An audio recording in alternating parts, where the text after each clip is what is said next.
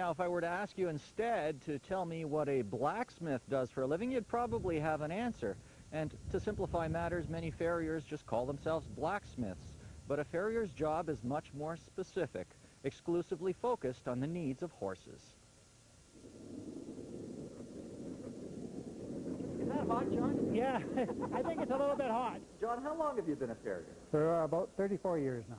A lot of people would assume that blacksmithing and being a farrier is a dying profession, but that's far from the case in Ontario, isn't it? Yes, that's right. There's probably a couple thousand in Ontario to service the over 300,000 horses, and they need hoof care, whether it's trim or shoeing. How do you learn to shoe a horse and the blacksmithing art? You got to understand the dynamics of movement as well as the anatomy of the leg and the hoof. You start off by seeing how the horse stands and moves, and look for any problems when you're trimming, and then you size the shoe, put it in the forge, shape it, and then you finish dressing the feet, and then you put the shoe on with nails and finish it off, and then you have the horse trotted out to see that he's moving the way you intended them to.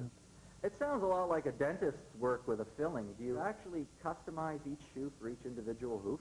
Yes, you do. This is a custom fit process. It's not a off-the-rack process. You shoe a horse because he needs the extra help for the discipline you're asking him to do, not to make the blacksmith rich. So if he can get away without shoes, you leave him barefoot and just keep him trimmed nicely. And if he needs a shoe? If he needs his shoes, you have the proper shoe for whether it's dressage, driving, jumping, barrel racing, reining, you name it. There's a different shoe for everything. There is. Are the horses happy to see you? Most of them are.